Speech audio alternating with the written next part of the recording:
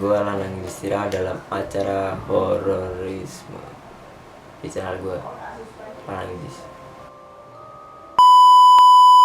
Banyak film di Indonesia yang menurut gue agak kurang berkualitas, terutama di film horornya. Kalian tahu sendiri banyak film di Indonesia yang agak aneh menurut gue, seperti kayak Suster yang keramas, kalau nggak Setan yang mendadak budak, itu aneh sekali. Ada yang setan yang cuma tinggal di rumah nggak jelas. Kenapa setan tinggal di rumah kayak gitu? Kan mereka bisa tinggal di tempat yang bagus. Tapi nggak semua juga menurut gua nggak semua film di Indonesia itu yang horor jelek.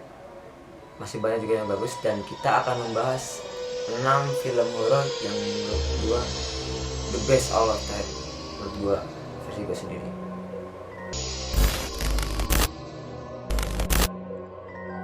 Yang pertama, Jelangkung, tahun 2001. Film ini diproduksi oleh Rizal Mantovani dan Jose Purnomo. Film ini bergenre horor yang berkisah tentang sekelompokan anak muda yang sangat hobi untuk memburu hantu. Saking hobinya mereka pergi ke desa Angker Batu. Ya sesuai namanya, ini pasti angker. Salah satu dari mereka sangat ingin mencari ilmu hitam di sini. Saat mereka berekspedisi ke Angker Batu, ternyata salah satu dari mereka yang bernama Sony ingin sekali mempunyai ilmu hitam di sini. Jadi dia membawa jelangkung, kalian tahu jelangkung itu, dan dia menancapkan di sebuah kuburan di desa itu yang dianggap keramat, dan mereka memainkannya bersama-sama. Kejadian horornya itu nggak ada di sini, tapi setelah mereka sepulang dari Angker Batu, mereka mulai dihantui oleh rasa takut, dihantui oleh seorang, dihantui oleh hantu dari sana, seperti kayak diikutin dari sana. Scary momennya adalah ketika Ferdi dan kawan-kawan atau yang kawanan ini masuk ke sebuah rumah sakit di sebuah daerah, dan ketika salah satu dari mereka membuka kaca, kalau kalian tahu itu kaca obat, tempat obat tuh, dia membuka kaca, ada suster ngesot yang jalan di samping tempat tidur kalau nggak salah. Disitulah scary momennya. Ngagetin juga sih kak, soalnya dia buka gini tapi tiba-tiba ada suster ngesot di sini.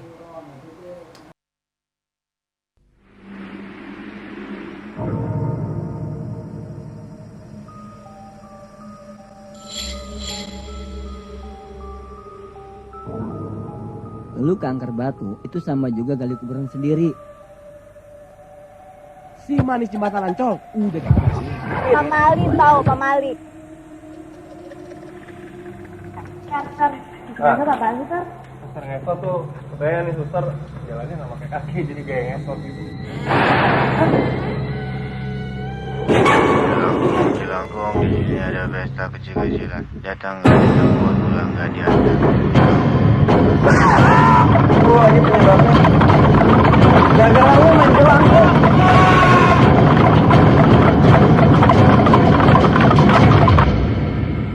Jelangkung, di sini ada pesta kecil-kecilan.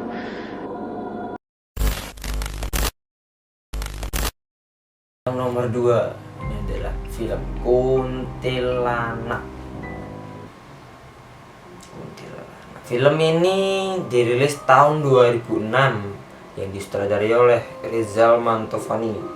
Film ini bahkan sudah mempunyai sequelnya, yaitu film Kuntilanak 2 dan Kuntilanak 3. Namun kebanyakan dari penonton atau audiensnya lebih suka film yang pertama ini karena lebih ada unsur gregetnya, karena mereka belum tahu apa sih cerita dari kuntilanak ini. Film ini diperankan oleh Julia Estelle, Evan Sanders, Ratu Faisal, dan yang lain-lain. Singkat cerita, si Julia Estelle atau yang di sini bernama Sam ini, dia angkat kaki dari rumahnya sendiri karena dia kesal oleh ayah tirinya. Ia pun pindah ke sebuah rumah milik keluarga Mangkujiwo. Keluarga Mangkujiwo ini mempunyai usaha batik dan diturunkan atau diwariskan oleh anaknya yang bernama Raden Ayu Sri Mangkujiwo. Dan sebelum si Sam ini tinggal di sini, si Sam diajak bicara oleh si Raden Ayu ini untuk dikasih syarat atau dikasih pantangan di sini. Nah, kalau pantangan dilanggar akan terjadi sesuatu yang buruk. Namun karena Sam itu agak berandalan, jadi dia melanggar pantangan itu dan hal buruk terus-terusan terjadi. Banyak banget lah. Dan akhirnya si kuntilanak ini pun keluar.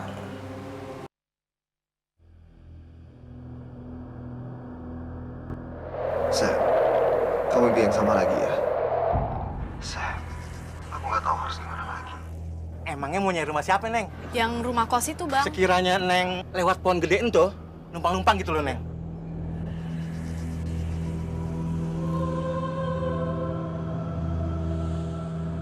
Ini lantai bawah. Tapi kalau jam segini sih sepi. Dulu bentuk tanahnya seperti itu. Pabrik batik Mangkujiwo. Yang nempatin itu mulai dari anak tuan tanah sampai para putri. Kenapa sih lo pakai ganti judul skripsi segala? Paling nggak kan gue bisa ngobrol banyak sama cewek gue lagi. Gung, lulus dulu. Baru tuh lu bacain arti mimpi cewek lu satu-satu. Memang ada yang nyebut itu pohon kuntilanak. Kalau saya udah mulai bandel, suka ngelayap abis maghrib, pasti nenek saya bilang, awas ya, hati-hati diculik sama kuntilanak. Kakak ada yang nyariin tuh. Kuntilanak itu tinggalnya di pohon. Tapi kalau dia mau keluar, doi keluarnya lewat tempat lain. Wih, anak baru. Lu lihat nggak tangannya? Tidur kata lo? Lo mau gue bikin tidur selamanya? Pohonnya jangan diliatin ya. Emang kenapa?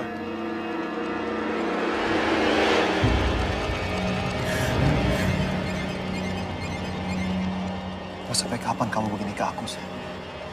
Lo denger juga gak sih tadi ada suara-suara aneh dari dalam kamar gue? Kamu coba-coba buka. Sekarang juga kembali ke kamar. Di kamar gue, men!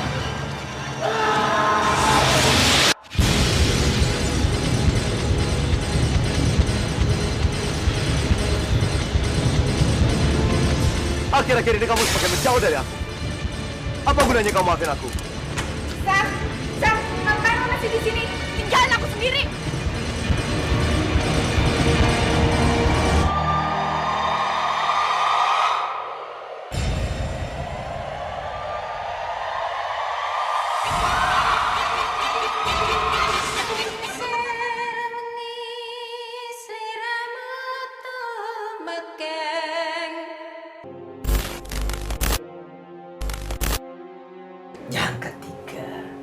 Yang ketiga, Malam Satu Suro. Ya, film ini dibintangi oleh Susana. Film tahun 1988 ini disutradarai oleh Sisworo Gautama. Nah, dibintangi oleh Susana dan Fendi Pradana. Film ini justru menurut saya tuh, menurut gua pribadi agak kurang horor, tapi keren sih, masih dalam cakup horor, tapi horornya tuh agak horor romance gitu.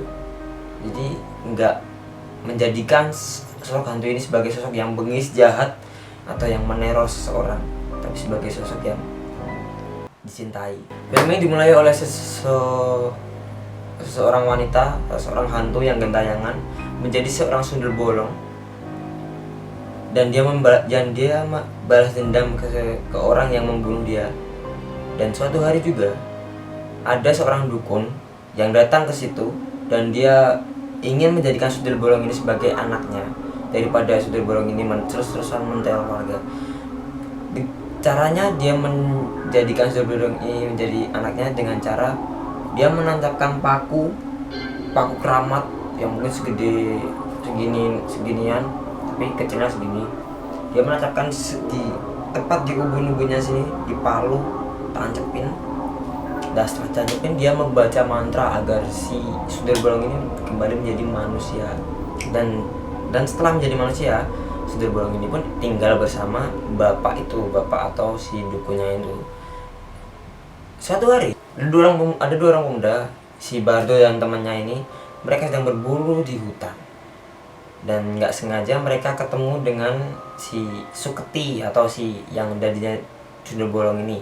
Bertemu dengan Suketi, dikejar, dan akhirnya ketemu dengan Suketi. Singkat cerita, mereka jatuh cinta, dan si Bardo pun ingin mempersunting atau menikahi si Suketi ini, tapi tidak boleh sama ayahnya Suketi.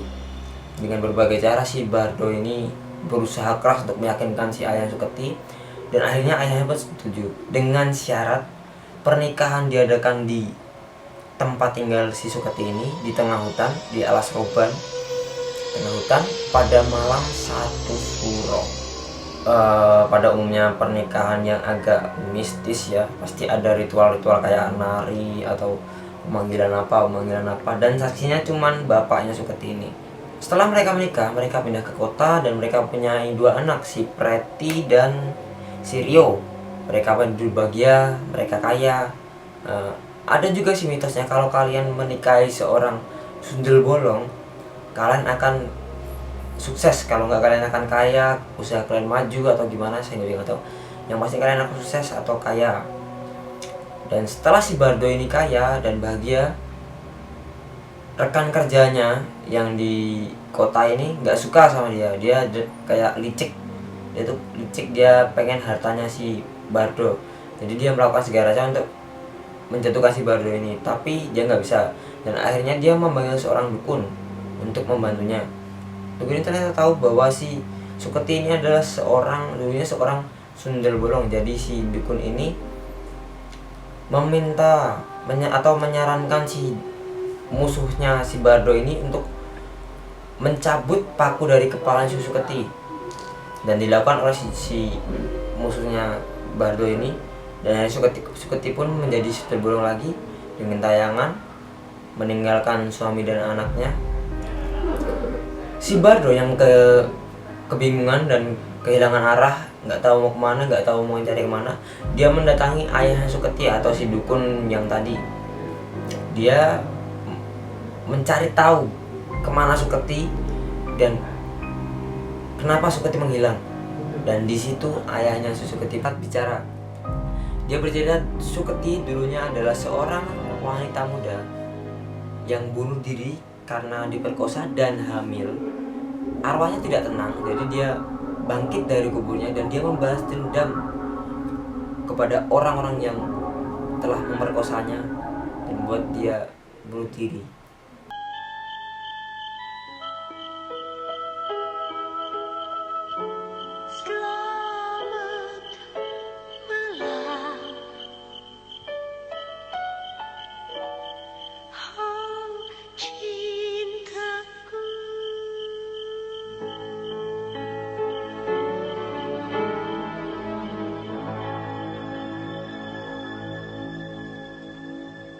Selamat malam, Ma.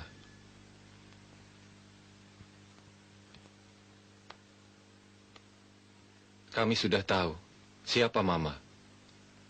Walaupun begitu, kami tetap mencintai Mama.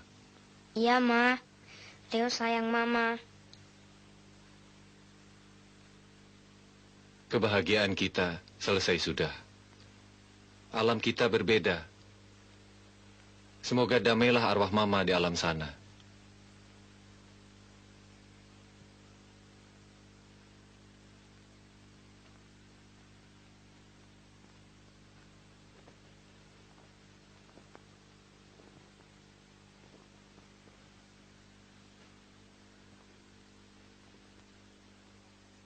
Arwahku akan gentayangan sebelum dendamku terbalas.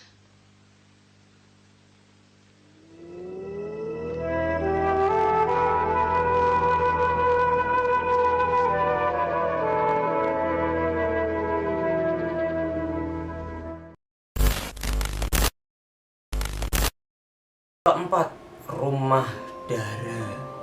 Ya, Rumah Dara ini diproduksi oleh Mo Brothers dan dirilis tahun 2010 pada tanggal 22 Januari.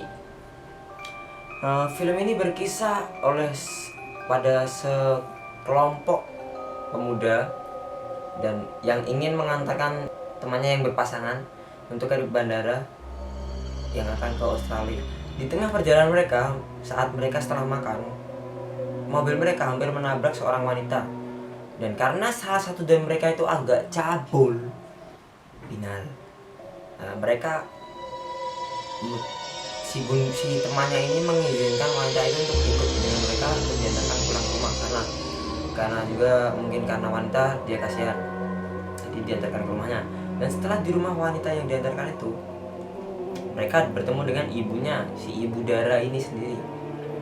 Nah, ibu Dara ini tuh dari pertama, kalau gua sendiri ya, kalau gua lihat pertama ini udah agak aneh ya, kayaknya ibu macam apa yang wajahnya datar. Jadi ya nak, kalian mau makan apa?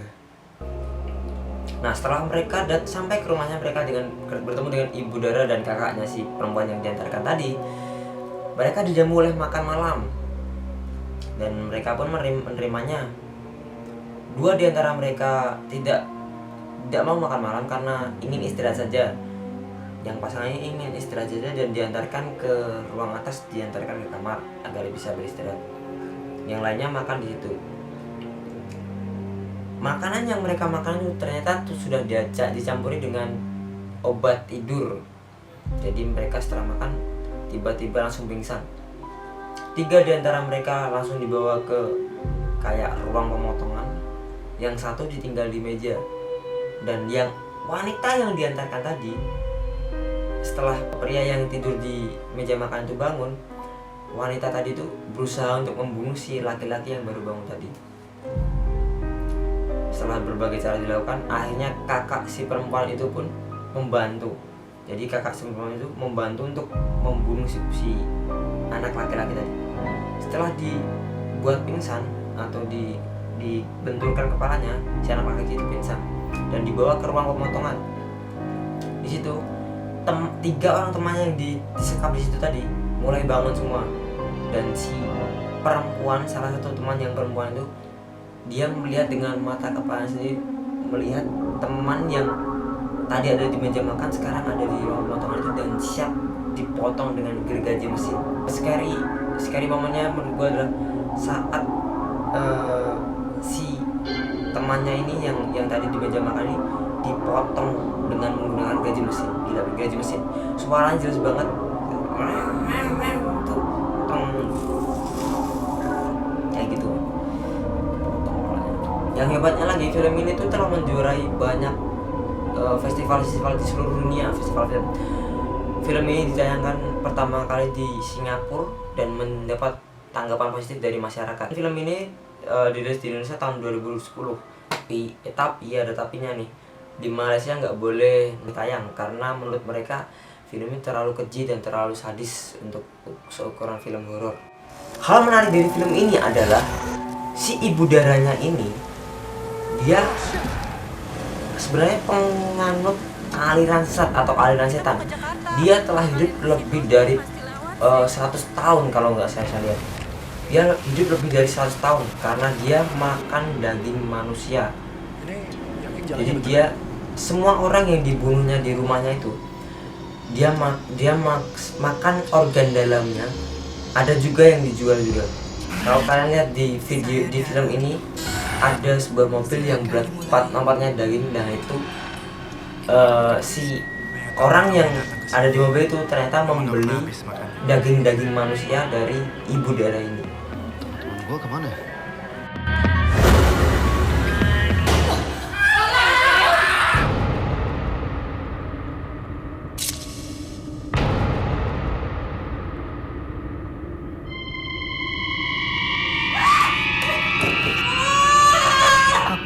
Kamu merasakannya, Astri? Kesakitan kamu sekarang.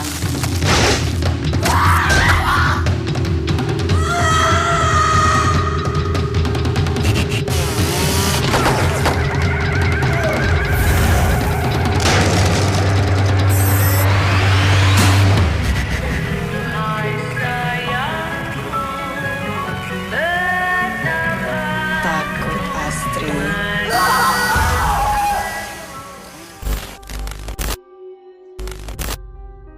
Yang kelima, Suster N. Film ini dirilis tahun 2007, disutradarai oleh Viva Vesti, bukan Viva Vivid. Diaktori oleh Wulan Guritno, Ardina Rasti. Film Suster Anak ini adalah film sequel film Suster Ngesot, ya, yang dirilis pada tahun yang sama. Suster Ngesot adalah hantu khas Indonesia, yang Pak suster dia diperkosa, dia ditinggal, dan dia kakinya dipatahkan oleh orang yang memperkosanya, dan dia gentayangan untuk membalaskan dendamnya. Di film ini juga sama ceritanya seperti itu, dia tapi agak sedikit berbeda. Dia dihianati oleh seseorang, dia dipatahkan kakinya, dia jadi setan. Yang beda dari Suster N ini, dari film Suster Ngesotnya adalah film ini lebih banyak adegan scary momennya, adegan ngagetinnya, adegan pokoknya ngeri-ngeri deh, yang bikin kalian para audiens tuh bakal teriak-teriak getar. Aku bisa merasakan di rumah ini banyak setannya.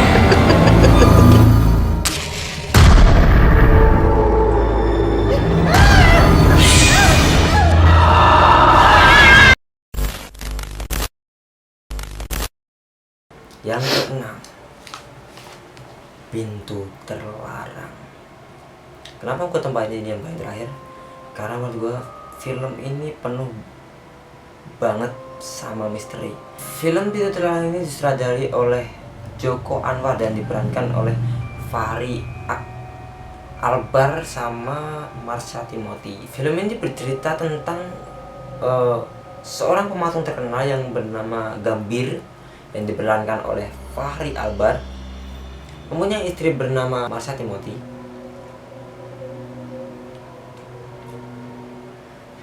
Kisahnya ini dimulai dari pematung ini sukses banget, dia sukses menjual banyak patung-patungnya karena patungan ini mempunyai ciri khas, yaitu bentuk wanita hamil, ya, wanita hamil.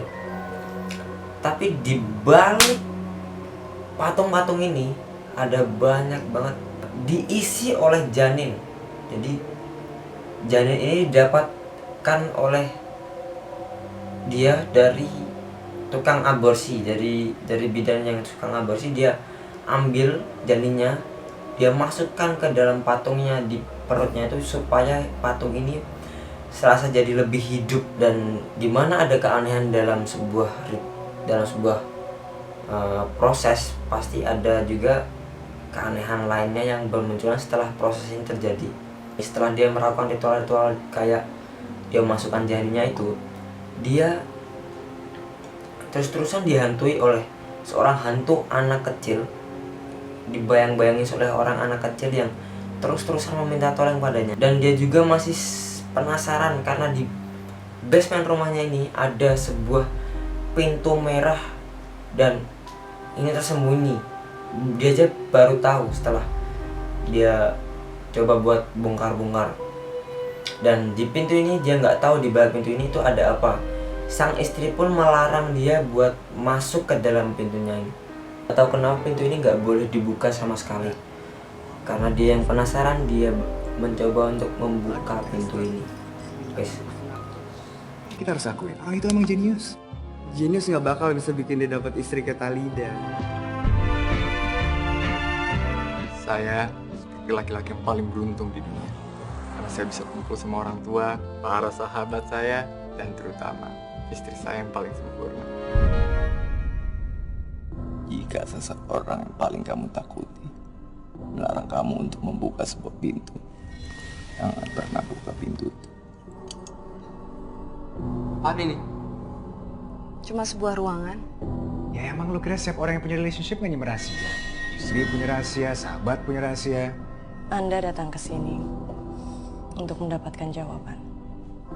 Gimana saya bisa dapat jawaban kalau saya tidak bertanya?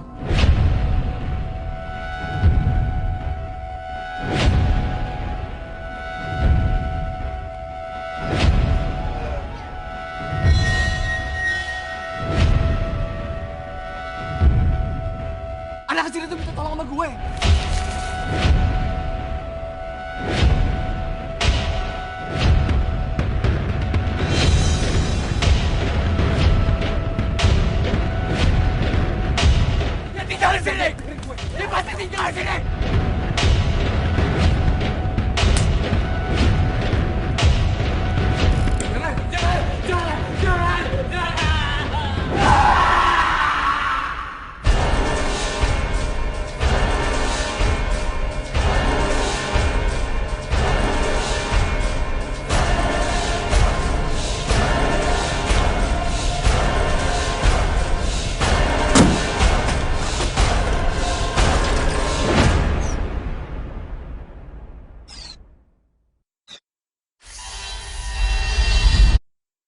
Ya itu dia 6 film yang menurut gue paling mengerikan sepanjang masa di Indonesia.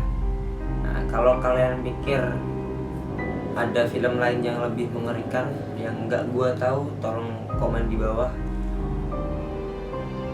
Klik jempol ke atas kalau kalian pikir video ini bagus, klik jempol ke bawah kalau kalian pikir video ini buruk, jelek, anjir, nggak tahu gue.